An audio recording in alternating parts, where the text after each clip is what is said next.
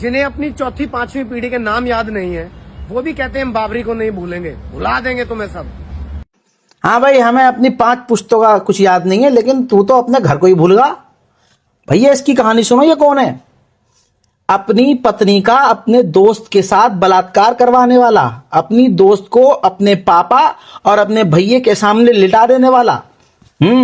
और साथ ही ये वो है जो दुकान पर, ऑटोमोबाइल पार्ट्स की दुकान पर काम करता था, दुकानदार था। फिर इसने अपनी पत्नी से कहा, शादी करने के बाद भी हफ्ते हफ्ते तक घर नहीं आता था ये। फिर इसने क्या करा, दुकान छोड़कर गौशाला खोलने को कहा। पत्नी ने रोका, क्या बे आड़ भग कोई और काम कर ले ढंग का। इन्हें कहा नहीं, आगे आने वाले भविष्य में इसमें ही मैं फ्यूचर बनाऊंगा, मजा आएगा इसमें। और इस सिलसिले में ये कभी यहां कभी वहां, और पीछे से पिताजी, बहुत दिनों से पैरों में तेल नहीं लगाया, आज लगा देना। हमें कहते हैं हलाला, और इसके पिताजी, इसके भाई क्या कर रहे थे, नियोग।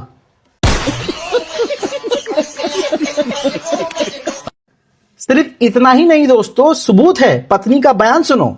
आते थे लेकिन अपने दोस्त को साथ लेके आते थे वो। और ये जो दोस्त का आप जिक्र कर रही है, क्या ये भी आपको आपके साथ दुष्कर्म करने की कोशिश करते थे? दुष्कर्म तो उन्होंने किया है साथ में, जब भी तो अब मना करती थी तो मारते पीटते भी थे, यहाँ तक कि ससुर भी करते थे।